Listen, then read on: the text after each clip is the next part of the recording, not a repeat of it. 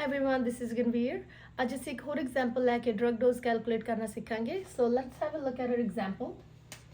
ਜੋ medication ordered ਹੈ ਉਹ ਹੈ ਸਾਡੇ ਕੋਲ 0.5 ਮਿਲੀਗ੍ਰਾਮ, ਮਤਲਬ ਕਿ ਇਹ ਜੋ ਹੈ ਸਾਨੂੰ ਡਾਕਟਰ ਨੇ ਆਰਡਰ ਕੀਤੀ ਹੈ ਮੈਡੀਕੇਸ਼ਨ, ਤੇ ਫਾਰਮੇਸੀ ਨੇ ਜੋ ਸਪਲਾਈ ਕੀਤੀ ਹੈਗੀ ਉਹ ਹੈ 100 mcg, ਦੈਟ ਇਜ਼ 100 ਮਾਈਕਰੋਗ੍ਰਾਮ ਪਰ ਟੈਬਲੇਟ। ਸੋ ਅਸੀਂ ਸੇਮ ਹੀ ਫਾਰਮੂਲਾ ਜਿਹੜਾ ਸਿੰਪਲ ਅਸੀਂ ਲਾਸਟ ਵੀਡੀਓ 'ਚ ਦੇਖਿਆ ਸੀ ਉਹੀ ਯੂਜ਼ ਕਰਕੇ ਐਗਜ਼ਾਮਪਲ ਨੂੰ ਸੋਲਵ ਕਰਾਂਗੇ।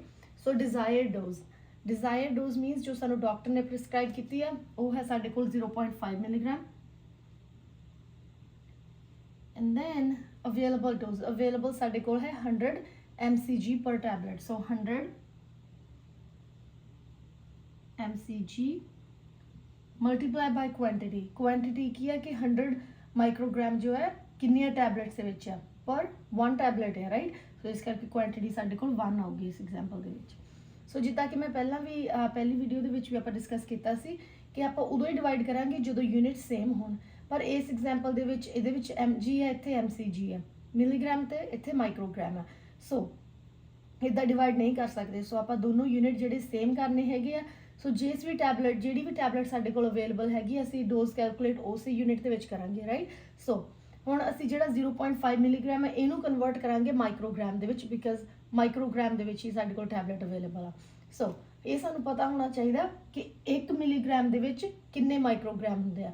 ਸੋ ਦੈਟਸ ਵਾਈ ਮੈਂ ਇੱਥੇ ਲਿਖਿਆ ਤੁਹਾਡੇ ਲਈ ਕਿ 1 ਮਿਲੀਗ੍ਰਾਮ ਦੇ ਵਿੱਚ 1000 mcg ਹੁੰਦੇ ਆ, 1000 ਮਾਈਕਰੋਗ੍ਰਾਮ ਹੁੰਦੇ ਆ। ਸੋ ਲੈਟਸ ਸੀ ਕਿ ਆਪਾਂ ਕਿੱਦਾਂ ਕਨਵਰਟ ਕਰਾਂਗੇ 0.5 ਮਿਲੀਗ੍ਰਾਮ ਨੂੰ mcg ਦੇ ਵਿੱਚ। ਸੋ 0.5 ਮਿਲੀਗ੍ਰਾਮ ਨੂੰ ਜਦੋਂ ਤੁਸੀਂ ਮਲਟੀਪਲਾਈ ਕਰਦੇ ਹੈਗੇ ਆ किन्ने माइक्रोग्राम होंगे 1000। सो 1000 ਦੇ ਨਾਲ ਮਲਟੀਪਲਾਈ ਕਰੋਗੇ ਤਾਂ ਸਾਡੇ ਕੋਲ ਕਿੰਨਾ ਆ ਜਾਣਾ 500 mcg। ਸੋ ਹੁਣ ਅਸੀਂ ਯੂਨਿਟ ਸੇਮ ਕਰ ਲਏ ਤੇ ਹੁਣ ਅਸੀਂ ਸੇਮ ਫਾਰਮੂਲਾ ਜਿਹੜਾ ਉਹ ਅਪਲਾਈ ਕਰਾਂਗੇ।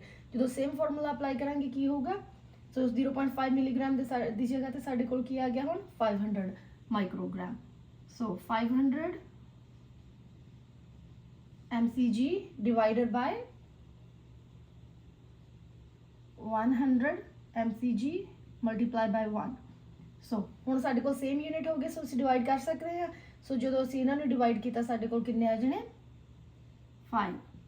ਸੋ ਇਟ ਮੀਨਸ ਕਿ ਅਸੀਂ ਪੇਸ਼ੈਂਟ ਨੂੰ 5 ਟੈਬਲੇਟਸ ਦਵਾਂਗੇ। ਸੋ 100 mcg ਦੀ ਅਸੀਂ 5 ਟੈਬਲੇਟਸ ਦਵਾਂਗੇ ਤਾਂ ਪੇਸ਼ੈਂਟ ਨੂੰ ਕਿੰਨਾ ਡੋਜ਼ ਮਿਲੂਗਾ 500 microgram. Okay, so if you like this video please comment, and if you have any questions please let me know so I can answer your questions. Thank you so much.